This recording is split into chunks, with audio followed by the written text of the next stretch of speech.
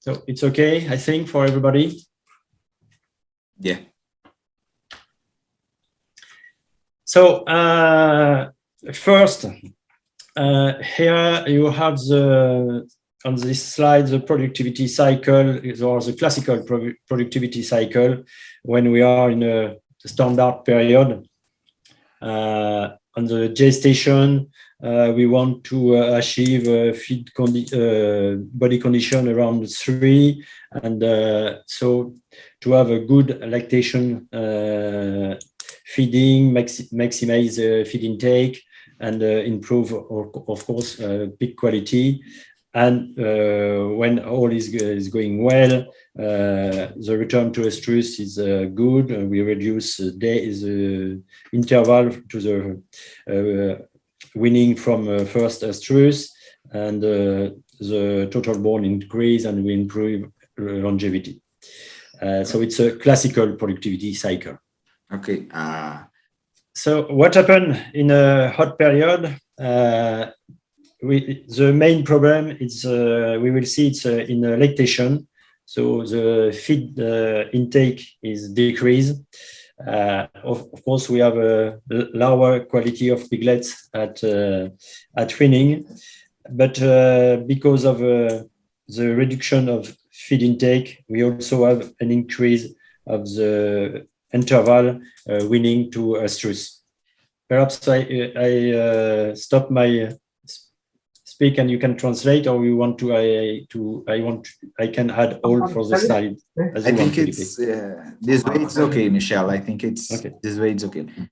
And also at the end, it's not sure to have a fit condition in a body condition at 3. So it's a bite cycle. It's a wrong cycle.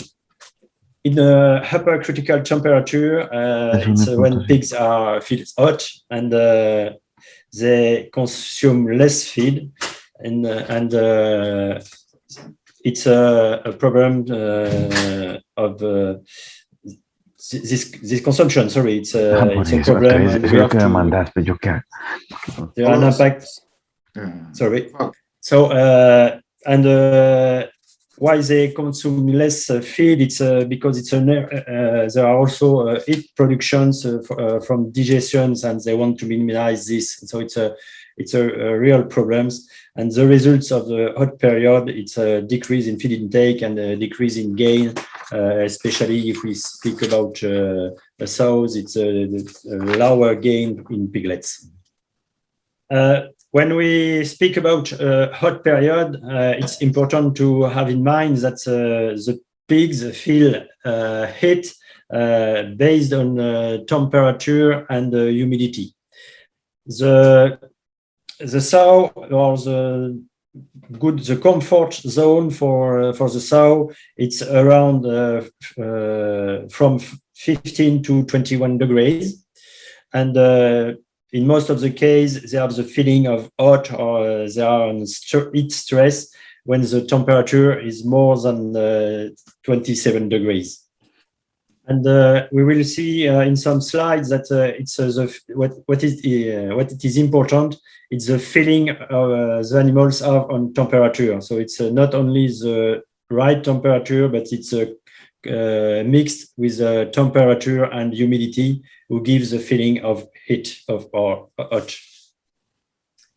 So there are different ways to know the feeling of the temperature, and also to manage the ambience in the barns.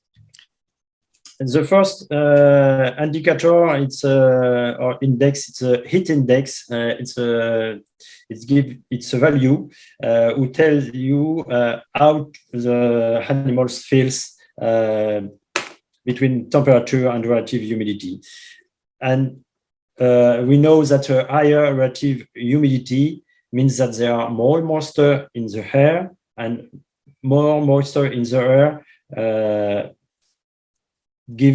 slow the ability for the pigs to cool. So they have the feeling of very bad sensations. This table is quite interesting, and I think perhaps some of us have seen this table from a previous webinar with Don, but it's quite interesting because it gives us the feeling or what's the feeling of the temperature of the animals between the temperature and the relative humidity. On the x-axis, you have the temperature, and on the y-axis, you have the relative humidity in percentage. And if we take two examples at 25 degrees, you can see also 4 colors, and the blue, it's a very good feeling for the animals. Green, it's a little bad, but not. It's okay. It's still okay, but yellow, you have some discomfort, and on the orange and the red, it's quite discomfort for the animals. So if we take two examples, as I told before, for example, at 25 degrees, we can see that if we have 55% of relative humidity, the feeling is 29 degrees. But if we have 90% of relative humidity, the feeling is 35 degrees. If we take another example at 30 degrees, for 55% of relative humidity, we have a feeling of 37. So if we have 90% of relative humidity, we go up to the feeling at 45 degrees. So it's quite discomfort at this stage for the animals.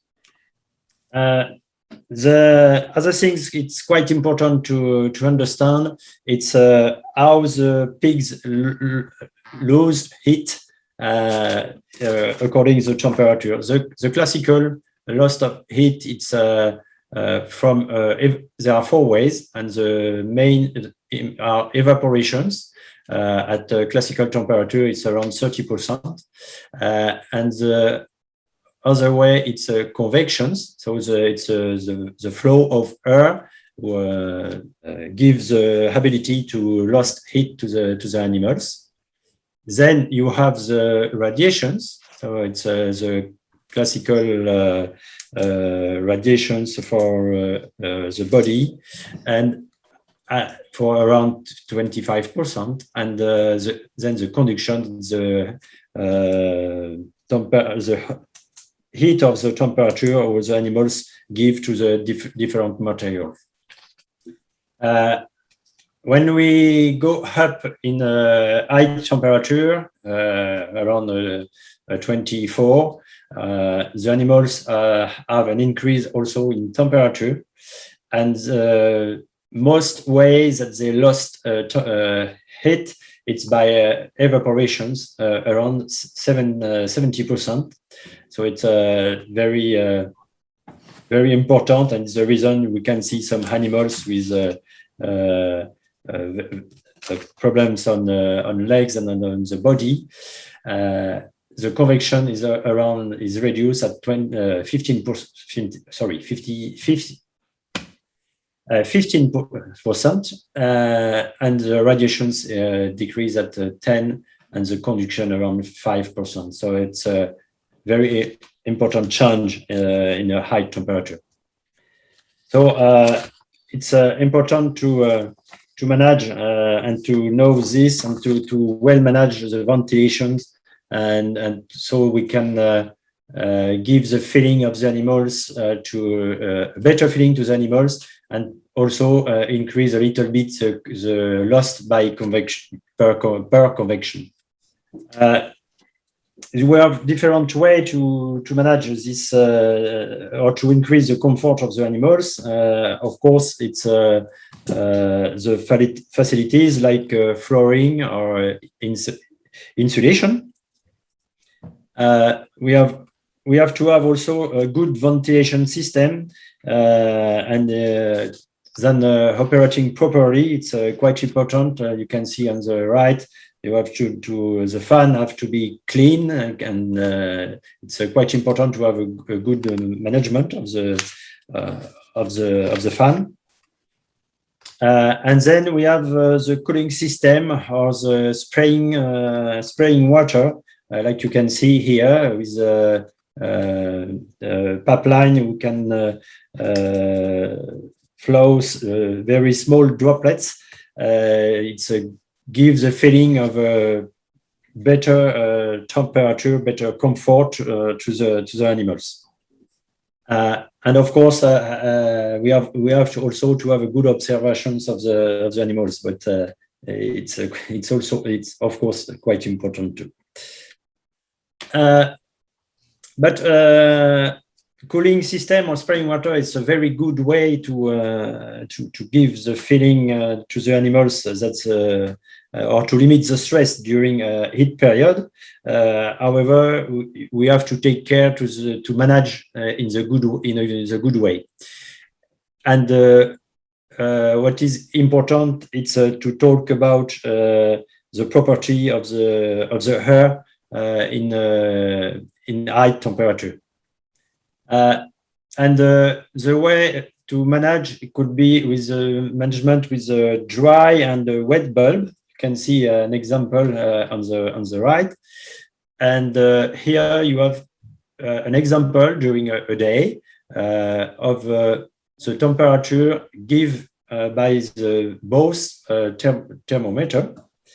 At 7 p.m. we have the same temperature given by both, and that means we have 100% of relative humidity in the air. If we look at 12 at noon, we have on the dry thermometer 31 degrees, and on the wet thermometer 25. So that gives us indications that there are 64% of relative humidity. And at 4 p.m., we can see it's 26 on the wet bulb and 35 on the dry bulb. So that means we have 50% of humidity. And according to the relative humidity, we can have different management of the cool system. By this example, it's quite easy to understand that when you have 100% of the relative humidity, you can't switch on your cooling system, because you have to add, with your cooling, you want to add some humidity, and as the air is at 100%, it's like you do nothing, and in most of cases it's bad. But when you are at 50% of relative humidity, you can switch on your cooling system because you have capacity to have more relative humidity in the air. So here you have the table who give us the indication of the percentage of relative humidity and according the temperature you have on both thermometer, the dry and the wet thermometer. For example, if when you have 30 degrees on the wet thermometer and 36 on the dry, that means you have 65% of relative humidity in the air. So that gives you an indication how to manage the cool system. Here it's some example how to use a cool system. So if we have 27 on the temperature in the dry thermometer, with a relative humidity at 80%, the difference of temperature with the wet thermometer is at 28 degrees. So that means you don't have to manage or to switch on your cool system. You have to be off. At the same temperature, if we have 50% of relative humidity, that means that we can have a difference on temperature by 4.4, and you can switch on your cool system. There are enough place for more humidity in the air, and it gives a feeling of good. It gives to the animals a good feeling. To take another example, at 32 degrees, with 80% of relative humidity, we have also a difference of temperature on the weight thermometer by 2.8. So that means it's not necessary to switch on the cool system. If we look at the same relative humidity, that means 80%, but at 35 degrees, we can have a feeling, gives the feeling of the animals by of a gain of 5.6 degrees. So that means you can switch on your cool system on cycle. So that could be on and off.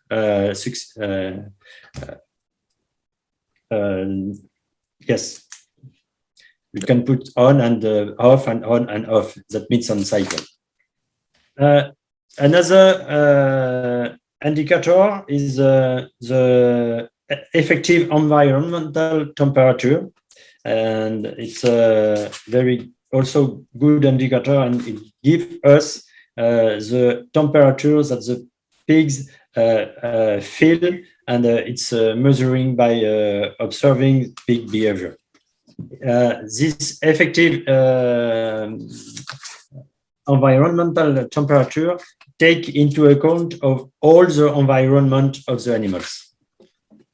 Just to give you an example, if we have the temperature at 33 degrees, the effect of the fan and of the flow of air at 0.5 meters per second give a feeling of a gain of almost 4 degrees of temperature.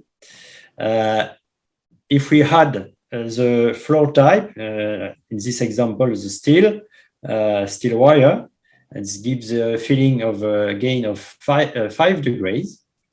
And if we have the evaporative cooling on, we also gain 3 degrees. So at the end, the animals can have a feeling at 21 degrees, even we have temperature at 33. And just to remind you, the comfort zone is from 15 to 21. So, on this example, the effective environment temperature is good for the sow. So it was to give you information about the environment, and now we are go more through the feeding and what is our advices from choice, and then the advices from AgriFirm. The first thing you have to take care, and we have to take care, is about the weight. And here you have the classical increase of weight during the parity of the sow. So you can see that we can go through 150 kilos to around 300 kilos at parity 8 or parity 9. So, and it's quite important to well manage the weight of the animals. And we well know that an extreme body weight gain in the gestation increase, of course, body weight, and it will increase body weight loss in lactation because lack of feed intake during suckling period, especially in a hot country. So it's quite important to well manage the weight of the animals. So not only we have to take care not only on the weight, but we have also to take care on the fat. And it's quite important to not have too fat sows. We know that fat sows eat less feed, especially in farrowing and during lactation. and it's reducing, yes, feed intake during lactation. And by the way, we know that sows which have over 20 or 22 millimeters at the entry of or at the farrowing reduce feed intake by around 5% in comparison to the linear sows. So especially in hot countries or in hot period, we have to manage the animals in body condition 3. And if we look at the back fat, from 13 to 15 millimeters at A high and no more than 18 at farrowing. Here you have our requirements in our nutritional characteristic in lactation feed. So it's our classical recommendation. So you can see that on the right we have update these requirements for hot country or during hot period in different nutrients. So of course, Caio will going in more detail later, but our recommendations, our requirements in the hot country is to increase the energy in the feed, and but decrease the protein. You can see our classical requirements are minimum at 15, but in hot country we recommend less than 15, or 15 could be the maximum. And also the target is to decrease a little bit the fiber, and is also to increase the lysine level by 10%. So that means we want to go up from 0.9 to 1 according to the net energy. The other amino acids that are in the same level according to the lysine than usual, except the tryptophan, that we can go up more than 20%, and we can go up to 25. It's quite important. It's a main amino acid which have an effect of the appetite of the animals. Here, just some word about the curves during suckling period or during lactation. So our recommendation is to give around 2.5 to 2.8 the day after farrowing from the gills and the sow, and an increase by 400 grams a day for the gills, no more. And in hot period, mostly go up by 500 grams a day. In a classical period, we can move by 800 grams a day. We can go up by 800 grams a day, but in hot period, it's more difficult. So our recommendation is to go up no more than 500 grams a day. But for sure, in hot country or during hot period, it's better to feeding ad libitum. Just to give you some indications, the target is to achieve an average of daily intake around 5.5 kilo for 21 days suckling. But we can consider that a decrease by 10% in hot period is it's quite common or classical. But when we go down than 4.1 or 4.2 kilogram in average during 21 days suckling, it's a big problem. The best way is also to feed animals more often, and provide more food at night to maximize feed intake. That means 8 p.m. to 8 a.m. and no later than 11 a.m. It's better to feeding the animals 3 or 4 times per day. Also, pellets, it's better than as I told you before, ad libitum feeding, it's for sure the best way.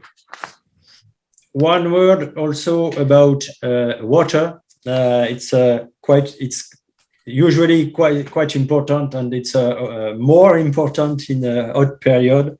And here you have the target to achieve in day consumption in water. So 2 days before farrowing, we want to achieve 22 or 23 liter, and go up to 27 by day 3 following the farrowing. Of course, it is important to have an easy access and a clean, ready and available water source, and it's to achieve the maximum feed intake. And you know that high temperature increase, of course, water requirements, and it's well known that an increase in temperature from 16 to 30 increase the needs of water by 50%. So, and at the end of the lactation, the animals drink around 7 liters per kilo of feed. So it's quite important. And the last thing I would like to focus, it's the water flow, which is quite important to achieve this target.